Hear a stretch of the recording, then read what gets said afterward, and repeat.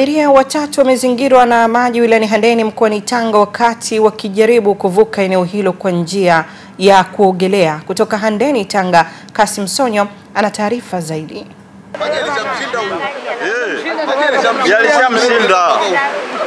Mwenyekiti wa kamati ya ulinzi na usalama wilaya ya Handeni Godwin Gondo amefika katika eneo hili na pengine kuzungumza na baadhi ya wananchi waliokuwepo katika maeneo haya ambao wengi wao ni abiria kutoka mikoa ya Arusha pamoja na Kilimanjaro.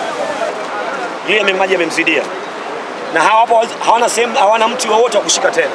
Kama mshika ukipata ajali na serikali tuko hapa, tutakuwa tunatimiza wajibu wetu vizuri.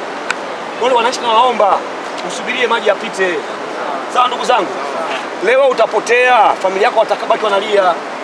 Serikali itapoteza nguvu kazi. Lakini na wewe utakuwa unapoteza maisha yako.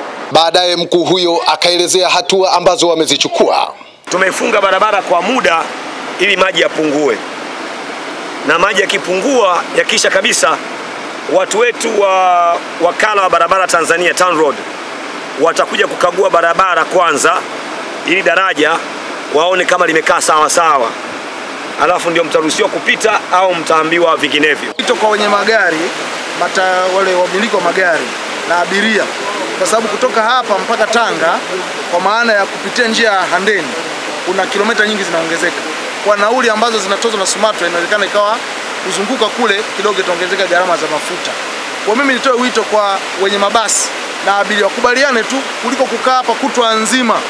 Toka jana mpaka sasa hizo tutakaa hapa wana njaa kwenye mazingira magumu, wakubaliana kuongeza kiasi fulani cha nauli ili basi waweze kuzungukia njia ya Handeni na mwisho wa siku wafikishwe kwenye maeneo wanayokwenda. Lakini je, abiria wenyewe wanasemaje kuhusu adha hii? Kwa kweli sasa hivi hapa tulivu, yani tumechanganyikiwa. Biashara zetu zenyewe na malipo yote, hizi za kuiva na nyanya. Yaani sijui hata nifanyeje. Tunajua tena hela zenyewe za kukopa. Watu mnakopa mikopo ya watu, hapo mali inaota kwenye gari. Na lile kule ukitoka Chang'ombe kuja maili 10 pa. Ni vidogo ndio vinavyosumbua wananchi.